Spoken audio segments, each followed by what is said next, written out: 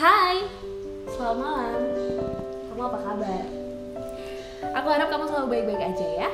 But even if you're not, kamu selalu bisa cerita apa aja ke aku. Karena kadang yang kita butuhin tuh cuma didengar kok. Kamu selalu bisa cerita di email atau di DM-nya Alindra Entertainment yang ada di bawah sini. Langsung aja ya, kamu straight up email ke kita dan nanti kita bakalan reach out ke kamu supaya kamu bisa cerita. Dan langsung aja sebelum Revi sambung ke kakak yang udah menunggu di ujung sana untuk bercerita, kamu jangan lupa untuk like dan komen video ini. Juga jangan lupa subscribe channel Alindra Entertainment ya. So, here we go. Di episode yang kelima ini, cerita sebelum tidur sudah akan tersambung dengan kakak yang ada di Bandung. Kita say hi dulu ya. Hai kakak. Hai. Halo kakak. Kakak mau dipanggil siapa nih sebelumnya? Panggil Elis aja. Elis ya, karena kakak orang Bandung asli kakak? Iya, orang Bandung asli. Oke, aku panggil Teh Elis ya. Boleh. Oke, Teh Elis. Hari ini mau cerita apa Teh? Jadi gini kak, aku mau berbagi kerumitan masalah percintaan aku gitu. Oke. Oh iya, sebelumnya kalau boleh tahu Teteh ini umur berapa? 24 tahun. 24 tahun, oke. Jadi apa yang terjadi dengan percintaannya Teteh? Jadi gini loh kak, aku itu punya pacar, aku udah jalan sama dia sekitar 3,5 tahun gitulah. Oke, udah cukup lama ya? Iya, tapi aku ini masih backstreet dari mantan aku sama orang tua aku. Backstreet selama 3,5 tahun? Karena mantan aku ini sampai sekarang dia masih ngejar-ngejar aku gitu, masih posesif sama aku. Dia telepon aku, maksa untuk selalu ketemu, dan aku nggak bisa kayak apa ya, nggak bisa ngehindarin dia, nggak bisa nggak jawab teleponnya karena aku ini pacaran sama temennya dia. Oke, jadi selama 3,5 tahun kakak punya mantan yang masih selalu kayak ikut campur di dalam hidupnya kakak, Teteh, gitu kan? Tapi Teteh nggak bisa ngehindarin karena mantannya adalah temannya, pacarnya kakak sekarang, yang backstreet itu tadi. Iya, kayak gitu. Oke, terus. Ya habis itu gimana ya, aku kayak bingung gitu loh kak. Soalnya tuh aku nggak bisa jujur ke mantan aku ini karena itu di satu sisi dia itu adalah temennya pacar aku yang sekarang, dan mantan aku nggak mau lah ngerusak persahabatan mereka gitu loh. Aku nggak mau nanti kalau mantan aku tahu mereka jadi berantem, mereka jadi bertengkar cuman gara-gara aku nggak mau rusak pertemanan mereka. Makanya kenapa aku nggak pernah jujur sama mantanku ini. Tapi berarti memang backstreet ini udah persetujuan di antara kedua belah pihak ya, kayak kakak dengan pacarnya kakak memang bersepakat untuk ya udah kita sembunyiin aja hubungan ini di depan mantannya kakak gitu. Iya gitu, karena sih pacarku ini juga tahu ya kalau mereka itu temenan gitu, maksudnya dia itu temennya mantan aku ya. Jadinya kita sepakat oke untuk backstreet gitu. Dan di orang tua aku juga, aku kan backstreet sama pacarku yang sekarang karena kita kayak beda agama gitu kan. Jadi kayak susah lah untuk aku juga ngomong ke orang tua aku. Nah di satu sisi lagi mantanku ini selalu kayak punya cara untuk ambil hatinya orang tua aku. Jadi kayak seolah-olah dia bikin itu kita itu masih pacaran karena mantanku ini sebenarnya pengen nikahin aku. Cuman tuh gimana ya kak, aku tuh udah dibohongin sama dia gitu loh. Dia udah kurang ajar lah, misalnya dia udah brengsek lah sama aku. Sebenarnya aku gambling sih kak. Gambling gimana ya, pacar aku itu nggak tahu kalau yang perawanin aku ini mantanku ini. Oke. Dan sekarang aku udah dibilang gimana ya dulu tuh aku dicampakin lah sama mantanku ini. Dia itu udah nggak nganggep aku lah, maksudnya kayak udah ditidurin, habis itu dia sama cewek lain, terus aku selesain kuliah aku, sekarang aku punya bisnis di Bandung, dan sekarang mantanku ngejar-ngejar aku balik karena dia merasa ngerasa aku udah jauh lebih baik. Sebenarnya aku gambling karena ya di satu sisi dia yang perawanin aku, di satu sisi orang tua aku setuju sama dia, tapi aku udah merasa sakit hati karena dia udah bohongin aku, dia udah campakin aku, dia udah selingkuhin aku waktu itu. Jadi gimana ya Kak, tapi aku cinta sama pacar aku yang sekarang, tapi ya nggak bisa aku sama dia karena ya orang tua aku juga pasti nggak akan setuju karena kita beda agama gitu loh. Speechless saya dengernya. Ini kayak sangat apa ya, kayak benangnya kalau orang Jawa bilang tuh ruwet. Ya, makanya very complicated gitu. Jadi emang harus satu-satu tuh di, kalau misalnya benang ruwet ya, kalau benang apa sih bahasa Indonesianya ruwet ya, itulah pokoknya kusut, benangnya kusut itu harus satu-satu diulur. Nah sama seperti yang aku selalu bilang kayaknya Kak, semua hal itu pasti bisa diselesaikan dengan cara komunikasi.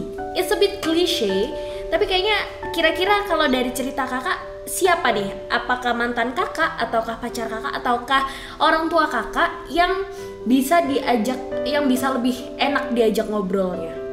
Gimana ya bilangnya? Aku tuh juga bingung masalahnya.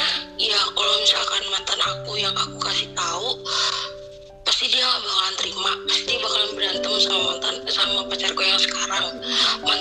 Pacar aku yang sekarang juga pasti bakalan marah kan, karena dia akhirnya tahu siapa yang perawanin aku. Kalau sama orang tua aku, kalau aku jujur sama mereka dan aku ngejalanin hubungan sama laki-laki lain yang jelas-jelas gak satu agama sama aku, pasti tuh orang tua aku bakalan marah banget sama aku dan aku bakalan ya mau gak mau nikah sama mantanku ini gitu loh Kak. Padahal kondisinya emang Kakak udah gak bisa banget sama mantannya itu ya? Dibilang gak bisa banget sih enggak ya, aku masih kayak gambling gitu loh. Jadi kayak di satu sisi ya bener juga gitu, dia emang pengen bertanggung jawab. Maksudnya karena dia udah perawanin aku, dia tuh berusaha kayak ya udahlah aku pengen nikahin kamu, tapi kenapa sekarang gitu loh? Kenapa di saat aku udah nemuin orang yang bikin aku sayang sama dia? Kenapa di saat aku udah nemuin orang yang aku cinta? Kenapa nggak dulu? Kenapa gitu? Maksudnya yang bikin aku juga jadinya gambling itu ya kenapa gitu loh, harus sekarang dia baru datang lagi cari aku, kenapa nggak kemarin-kemarin, kenapa nggak, ya mungkin Kakak tahu ya perasaan aku kayak gimana, makanya aku tuh tak. Iya, paham. Jadi mungkin kalau misalnya aku di posisi Teteh gitu ya, yang akan aku lakukan mungkin aku memberi pengertian dulu ke seseorang yang memang dekat secara emosional, which is your boyfriend, ya kan? Jadi kalau misalnya Kakak sudah mencintai seseorang atau menerima seseorang, harusnya nggak ada masalah dengan keperawanan atau apapun itu, karena sebenarnya kalau misalnya memang what happened in the past stays in the past gitu loh, ya udah gitu. Harusnya kalau memang pacarnya Kakak mencintai dan menerima Teteh gitu, Kakak atau Teteh Kakak kalau misalnya pacarnya Teteh menerima, ya udah gitu, harusnya dia nggak boleh marah dengan itu. Kemudian masalah dengan mantannya Kakak itu harus segera diselesain sih, kayak stop doing the backstreet thing. Kayak ya itu tadi, satu-satu benangnya harus diulur. Yang pertama Kakak harus mengkomunikasikan sesuatu yang tertahan nih, karena aku tadi bilang gitu, harusnya yang pertama tuh yang dekat secara emosional yaitu pacarnya Kakak. Ya udah jelasin aja tuh, mau dia marah mau apa hadepin aja, karena memang ya udah itu udah terjadi, kamu mau apa lagi gitu kan. Kalau memang kamu mau stay sama aku, ya terima kasih, aku meminta maaf atas apa yang terjadi di masa lalu. Kalau misalnya kamu memang mau berjalan bersama aku, mari kita berjalan bersama-sama gitu. Kita memaafkan apa yang sudah terjadi, mari kita melihat ke depan gitu kan. Jadi sebenarnya harusnya pacarnya Kakak nggak boleh marah dengan keadaan itu, karena itu udah terjadi, nggak bisa dirubah gitu kan. Nah yang bisa dirubah adalah keadaan di depan. Ya mungkin iya sih kalau misalkan aku bisa jujur ke dia tentang aku udah gak perawan sama mantanku ini, ya mungkin sih dia terima ya kak. Cuman itu yang aku teh apa ya, gimana ya, ya udah aku bisa jujur sama pacar aku yang sekarang. Terus kalau misalkan aku udah gak ngelakuin backstreet sama dia, maksudnya aku jujur ke orang tuaku dan ke mantanku ini, otomatis bakalan jadi kacau semuanya. Itu yang aku takutin. Jadi tuh aku orangnya selalu berpikir negatif dulunya kak. Jadi gimana ya, kayak aku mau lakuin sesuatu pasti aku tuh berpikir jeleknya dulu. Itu yang aku banget takut gitu loh kak.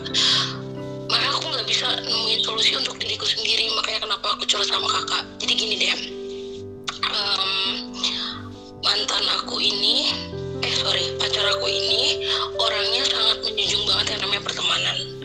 Jadi otomatis dia berantem sama pacar aku, sama mantan aku, karena udah ketahuan kita pacaran, otomatis dia bakal putusin aku karena dia milih temennya dia. Kalaupun enggak, dan aku jujur ke orang tua aku kalau aku pacaran sama pacarku yang sekarang, orang tua aku pasti bakal tetap nyuruh aku untuk putus sama pacarku yang sekarang karena nggak akan setuju. Kita tuh beda agama kak. Aku yakin dengan kekuatan cinta. Jadi maksudnya kalau misalnya ada banyak sekali skenario yang bisa terjadi gitu kan. Tapi yang pasti dilakukan dulu deh komunikasinya. Yang pertama dengan pacarnya kakak. Kemudian nanti apa yang sudah terjadi, apa yang akan terjadi itu menentukan step berikutnya. Apakah nanti mungkin pacarnya kakak akan marah, putus, ya berarti memang dia nggak bisa terima kakak dengan masa lalu kakak yang nggak bisa dirubah gitu. Kalau misalnya memang pacar kakak menerima, kemudian akhirnya backstreet itu udah dibuka gitu kan, akhirnya mantan kakak ngerti dan pacar kakak memilih temannya, ya aku rasa it's not worthy gitu. Jadi buat aku kebahagiaan kakak tuh yang paling penting deh. Apapun yang terjadi, mau pacar kakak memilih kakak atau memilih temannya, itu adalah skenario yang terbaik untuk kakak. Yang penting kakak udah berusaha, yang penting sudah dikomunikasikan, karena lebih baik masalah itu segera runyam, maksudnya kayak ya udah deh biar semuanya naik ke permukaan supaya selesai, gak ada yang ditahan-tahan lagi. Karena mau berapa lama lagi, udah 3,5 tahun loh kakak menahan ini semua. How come? Kalau aku tuh ya ampun lama banget ya kamu berhasil keeping that secret gitu dengan kondisi yang seperti itu. Jadi menurut aku mending gak apa-apa deh, kayak sekali boom, puncak, klimaks, tapi udah gitu. Jadi itu yang buat aku makin takut. Tapi coba dia, aku bakalan ngomong sama dia kayak yaudahlah kita hadepin aja, ya benar kata Kak Revisi. Yang pasti ya kak, perjuangan itu gak akan berakhir. Kamu berjuang, setelah peperangan itu selesai, perjuangan berikutnya itu akan selalu ada. Jadi jangan pernah takut, hadepin aja, tetap berjuang, jangan pernah berhenti. Oke, ya udah cukup agak lagi sih cerita. Ya udah deh, makasih ya Kak Revi. Sama-sama, thank you so much udah cerita Kak Alindra dan cerita sebelum tidur. Semoga selalu baik-baik aja ya Teteh. Ya amin, terima kasih. Semangat. Terima kasih Alindra. Sama-sama. So that's it. Jadi sekali lagi Revi bilang ya, kalau ada masalah kuncinya tuh cuma satu, komunikasi. Komunikasi satu persatu, pelan-pelan itu akan bisa kok. Ketika komunikasi sudah muncul, maka understanding juga akan muncul, ya kan? Jadi ketika sudah ada komunikasi, sudah ada understanding, maka aku rasa masalah itu nggak ada yang terlalu berat kok untuk dihadapi. Dan yang pasti perjuangan itu nggak akan pernah selesai. Jadi ketika kamu menghadapi battle, kamu menghadapi peperangan, kamu menghadapi masalah, kamu harus hadapi dan kamu harus selesaikan. Karena kalau misalnya kamu nggak selesaikan satu, masalah yang lain itu bakalan masih nunggu. Jadi harus cepet-cepet diselesaikan ya. So that's it, episode kelima cerita sebelum tidur. Terima kasih kamu udah nonton, terima kasih kamu udah dengerin cerita dari Teteh Elis yang tadi ada di Bandung. Dan sekali lagi ya, jangan pernah berhenti untuk berjuang. So, kalau misalnya kamu punya cerita yang mau kamu ceritain, bisa langsung aja, sekali lagi Revi ingetin, di email atau di DM Alindra Entertainment. So that's it, thank you so much, good night, selamat malam, dadah.